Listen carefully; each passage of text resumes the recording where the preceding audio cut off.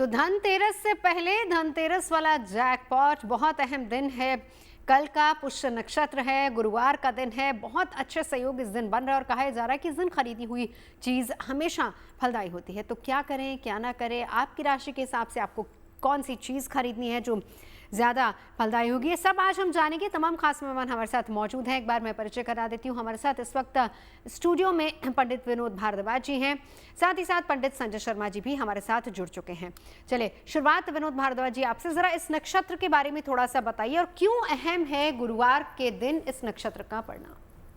देखिए नवजोत जी, निश्चित रूप से हमारे धर्म शास्त्रों में पुष्य नक्षत्र को श्रेष्ठ नक्षत्र कहा गया है। 27 नक्षत्रों में पुष्य राजा है। इसके अंदर अपार और अनंत शक्तियां हैं। पुष्य नक्षत्र का निश्चित रूप से देवता बृहस्पति है, स्वामी बनता है शनि। इसीलिए पुष्य नक्षत्र को ये दोनों देवता और स्वामी महान बनाते हैं। बृहस्पति ज्ञान का देवता है तो शनि स्थिरता का देवता है। पुष्य नक्षत्र यदि बृहस्पतिवार के दिन पड़े तो निश्चित रूप से गुरु की कृपा जो निश्चित रूप से व्यक्ति के जीवन में आती है।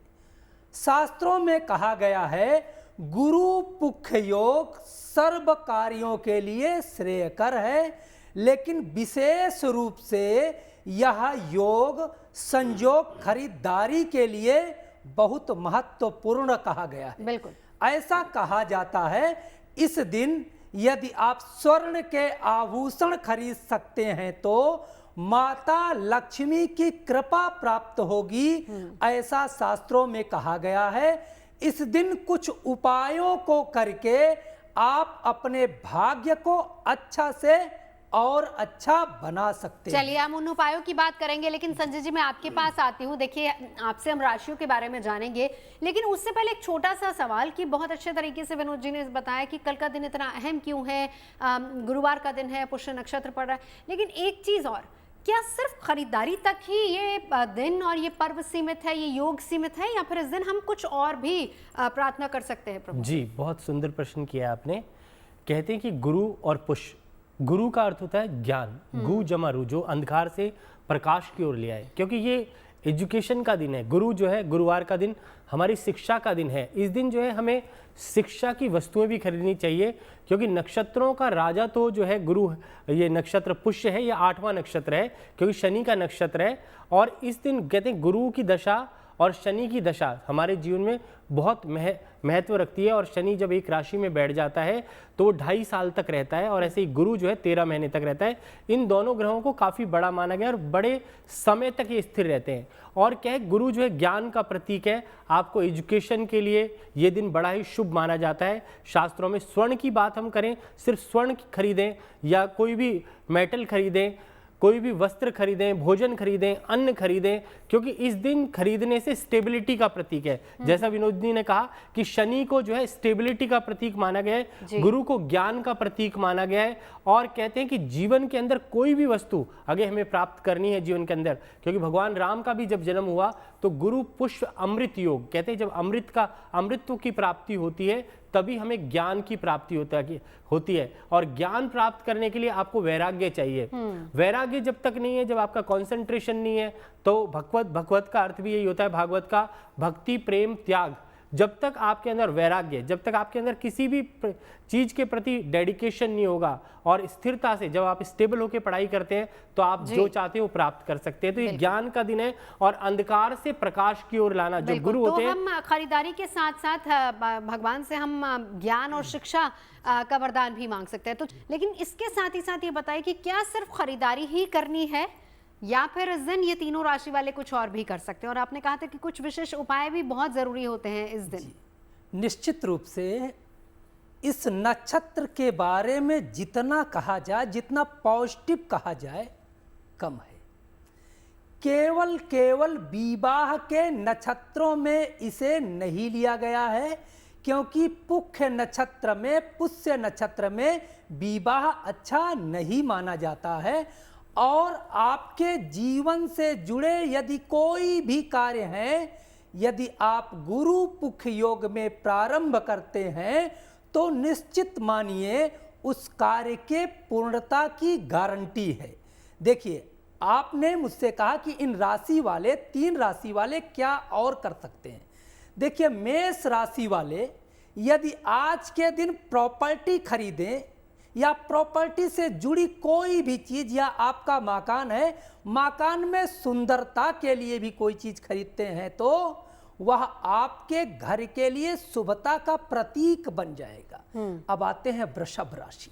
वृषभ राशि वाले व्यक्ति यदि मिष्ठान खरीद करके किसी ब्राह्मण को आज के दिन दान करते हैं तो आपके निश्चित रूप से गिरते हुए भाग्य या आपका व्यापार अच्छा नहीं चल रहा है तो उसके लिए राम बाण उपाय होगा। यदि आप कुछ खरीदना चाहते हैं तो चांदी का आप कुछ भी खरीद सकते हैं। देखिए, अहोई अष्टमी है, चांदी की गोलियां भी खरीद करके आप मंदिर में रख के देखें, आपके भाग्य में 4 चांद लग जाएगा। यानी कि खरीदारी के साथ साथ आप दान भी आज के दिन बहुत अहम हो जाता है। निश्चित रूप से दान बेहद महत्वपूर्ण है, क्योंकि पुख्य नक्षत्र के बारे में कहा गया है आप खरीदारी तो अपने लिए जो करते हैं, लेकिन जब आप अपने भाग्य को देखते हैं तो दूसरे की खुशियों से आपका भाग्य बढ़ता है। तो आज के दिन दान का विशेष महत्व है। यदि आप दान करना चाहते हैं तो वस्त्र का दान, पीले वस्त्र का दान किसी श्रेष्ठ ब्राह्मण को, वैदिक ब्राह्मण को, गुरु को, आप अपने पुरोहित को, आचार्य को, बड़े भाई को, माता को यदि आप वस्त्र भेंट करते हैं तो इसका फल पूरे साल आपके व्यापार में, आपके दिनचर्या में जरूर देखने को मिलेगा नवजोत जी। बिल्कुल संजय जी, कोई विशेष मुहूर्त या कुछ विशेष समय भी है जिस दौरान खरीदारी करनी है, ये पूरा दिन ही अपने आप में बहुत शुभ है? जी, सुबह 11 बजे से लेकर के और अगले दिन 11 बजे तक का जो मुहूर्त रहेगा उसमें आप खरीदारी कर सकते हैं।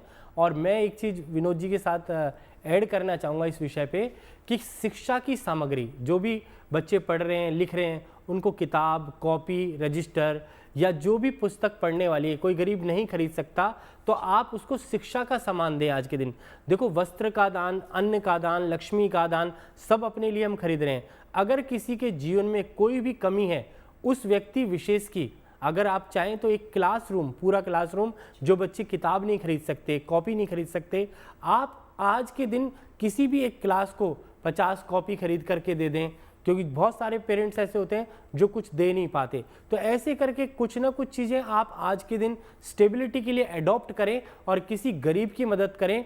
ब्राह्मणों को तो सब लोग दे देते हैं, कहते हैं कि अपने माता पिता को भी सब दे देते हैं, परंतु बाहर के व्यक्ति विशेष को, जिसके पास कुछ भी नहीं है, ऐसे व्यक्ति को अन्न, वस्त्र और ग्रंथ, कोई भी ग्रंथ जो है दान किया जाए या पुस्तक दान की जाए, और ये कोई भी राशि वाले कर सकते हैं। ज्ञान का दान किया जाए।